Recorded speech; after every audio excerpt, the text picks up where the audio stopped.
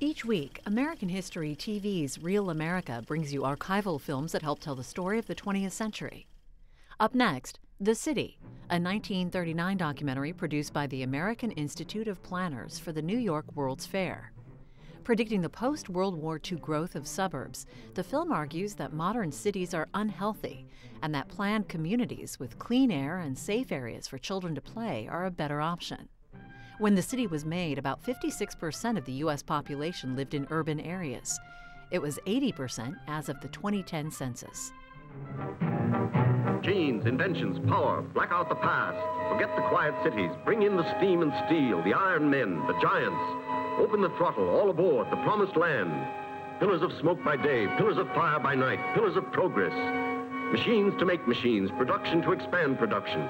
There's wood and wheat and kitchen sinks and calico, all ready-made in tons and carload lots. Enough for tens, thousands, millions, millions, faster and faster, better and better. It don't make us any happier to know there's millions like us living here on top of it. There's prisons where a guy sent up for crime can get a better place to live in than we can give our children. Smoke makes prosperity, they tell you here. Smoke makes prosperity, no matter if you choke on it.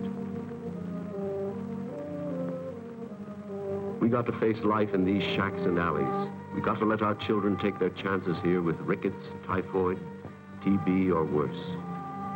They draw a blank, the kids. They have no business here, this no man's land. This slag heap wasn't meant for them. There's poison in the air we breathe. There's poison in the river. The fog and smoke below ride up and choke us.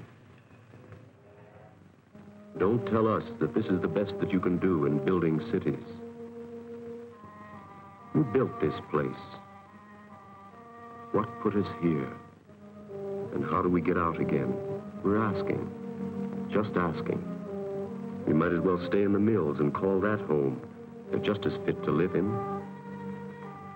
We mine the coal, load the furnace, roll the steel, drive the rivets. We lock the bolt on the assembly line. Lucky if we have the chance to keep the job from day to day, from month to month. Science takes flight at last for human goals. This new age builds a better kind of city, close to the soil once more, as molded to our human wants as planes are shaped for speed. New cities take form, green cities. They're built into the countryside. They're ringed with trees and fields and gardens. New cities are not allowed to grow and overcrowd beyond the size that makes them fit for living in. The new city is organized to make cooperation possible between machines and men and nature. Each has his place. The sun and air and open green are part of the design. Safe streets and quiet neighborhoods are not just matters of good luck. They're built into the pattern and built to stay there.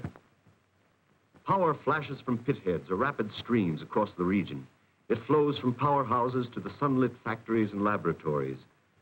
Here, science serves the worker and the work together, making machines more automatic and the men who govern them more human.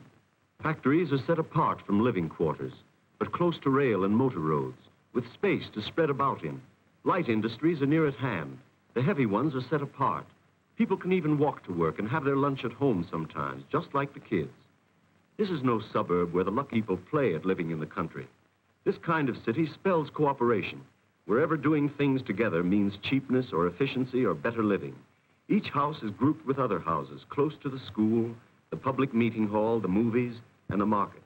Around these green communities, a belt of public land preserves their shape forever. The children need the earth for playing and growing. Bringing the city into the country. Bringing the parks and gardens back into the city. Never letting cities grow too big to manage. Never pushing the meadows, fields, and woods too far away.